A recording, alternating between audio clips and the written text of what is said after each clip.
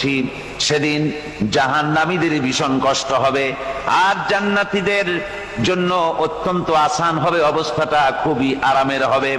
নবীজি বলেন, এক ফরজ নামাজ, এক ওয়াক্ত ফরজ নামাজ আদায় করতে যে সময়টুকুন লাগে, কিয়ামতের মাঠের এই সময় এত বড় বিরাট লম্বা সময় জান্নাতীদের জন্য এরকম হালকা হয়ে যাবে।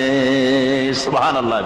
হযরত আবু সাঈদ খুদরী রাদিয়াল্লাহু তাআলা আনহু হাদিস কেন বর্ণনা করেছেন, এক ওয়াক্ত নামাজ, একটা ফরজ নামাজ পড়তে যতটুকুন সময় লাগে, এতটুকুন সময়ের ভেতরে জান্নাতীদের কারবার শেষ হয়ে যাবে। সুবহানাল্লাহ বিহামদি। আর ওদের কারবার তো শেষই হবে না।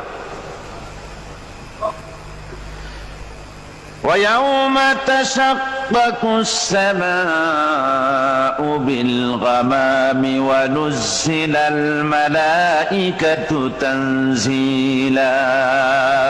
ওরা ফেরেশতা দেখতে চায়। সেদিন আসমান সমূহ